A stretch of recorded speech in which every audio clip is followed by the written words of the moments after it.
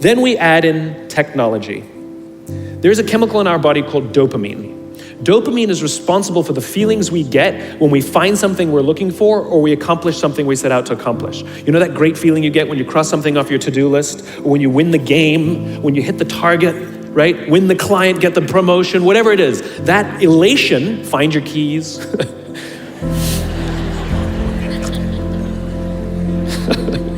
That elation comes from a chemical in our body called dopamine.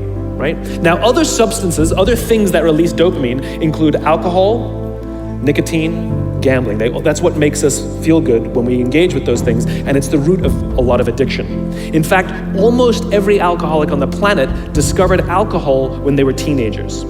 You see, when we're very, very young, the only approval we need is approval from our parents. And then as we go through adolescence, we now crave the approval of our peers. Very frustrating for our parents, very important for us. It allows us to acculturate outside of our immediate families into the larger tribe. Very, very important, right? It's a time of high stress and high anxiety, and we're supposed to learn to rely on our friends. Some people, quite by accident, discover alcohol and the numbing effects of dopamine to help them cope with the stress, and that becomes hardwired. And then for the rest of their lives, when they suffer some kind of extreme stress, they don't turn to a person, they turn to the bottle, right? Now, we also know that dopamine is released with cell phones and social media. So that bing, buzz, flash, and beep that we get from our phones that feels so good, it releases dopamine. We like getting it.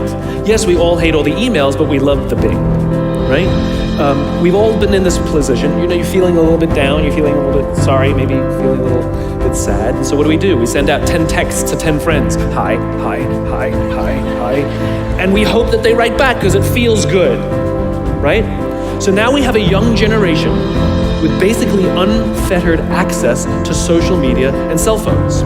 We have age restrictions on alcohol, we have age restrictions on smoking, and we have age restrictions on gambling. We have no age restrictions on this other dopamine-producing device called social media or cell phones. It's the equivalent of throwing open the liquor cabinet and telling our young adolescents, I know this is a stressful time, try the vodka, it'll get you through these hard times.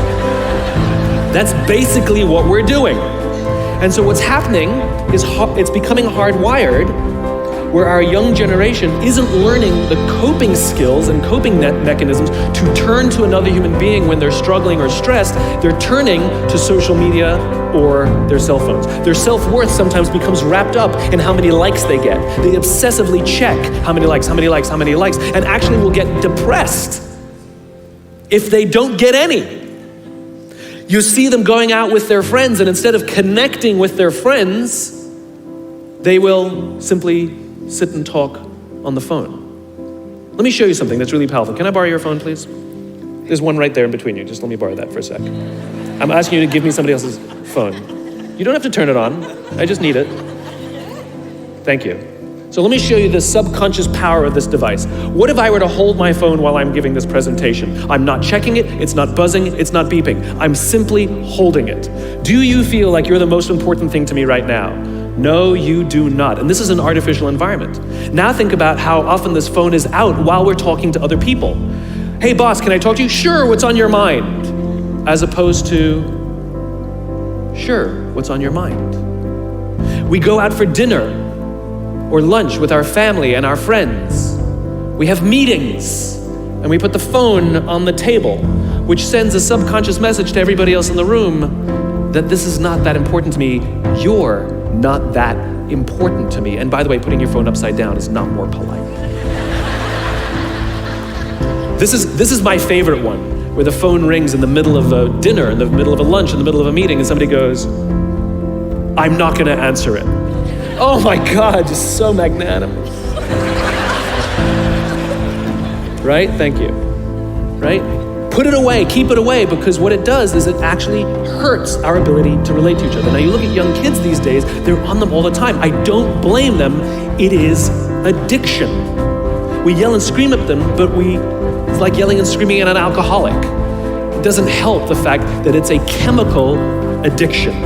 Right? So you take an insecure generation that now, through no fault of their own, struggles to cope with stress. They don't know how to cope with and deal with stress. And as they have told me, many of them will admit that they struggle to form deep, meaningful relationships. They will admit that many of their friendships are superficial, right? That their friends they know would cancel on them if they get a better plan, that they wouldn't really know who to talk to if they get depressed. And maybe they'll turn to an online support group, which is not a real thing.